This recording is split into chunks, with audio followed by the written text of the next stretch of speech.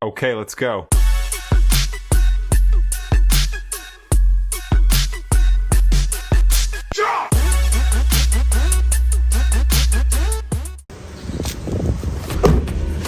Mana?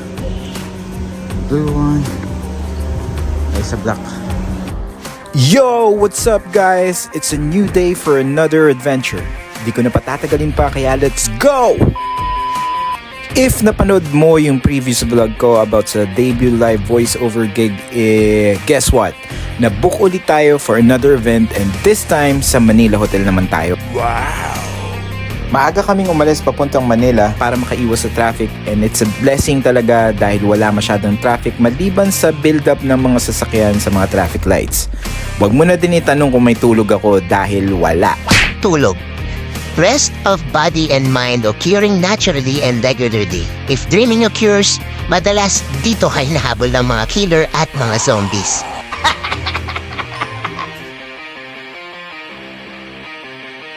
Maaga at on time kaming nakarating sa venue, kaya nag-lunch muna kami para siguradong marami kaming energy mamaya sa event. Nice! After mag-lunch, same ritual, ikot-ikot muna, check the venue, then after nun, diretso na sa pag-review ng voice-over script. Mabilis lang ang tech run at sound check, kaya hindi ko na to naisama. It's my second time to work with the same client, pero yung last time with a different role. It's my first time to do a voiceover for this client. As usual, kabado pa rin pero hindi na katulad ng una na halos sumiwala yung kaluluwa sa katawan ko. Oo nga pala, bago ko makalimutan, maraming salamat sa mga nagbigay ng feedback sa akin. Shoutout kay Direct Ian at sa mga idol kong VO. Love. So, eto na. Game time na. Beta fraternity continue its pursuit of excellence and wisdom through continued progress and growth. That the true progress is not merely about material prosperity, but rather it is about breaking barriers, challenging convention, and pushing boundaries of what is possible.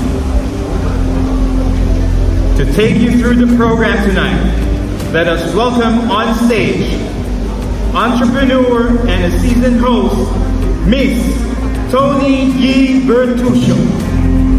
Welcome to Trua of Batch 2022L. Hindi ko na isasama yung buong video dahil sobrang haba at baka mabore ka. Hindi ko may paliwanag ang pakiramdam after marinig ang mga salitang good job. Surreal, siguro yun yung feeling na gusto ko iparating. Grabe, nakakawala ng pagod. At natapos na rin ang program. Kaya eto, pwede na kami magkulitan. To be able to do something you've been dreaming of since you were a kid is a blessing. But doing it with the people rooting for you makes the journey worthwhile.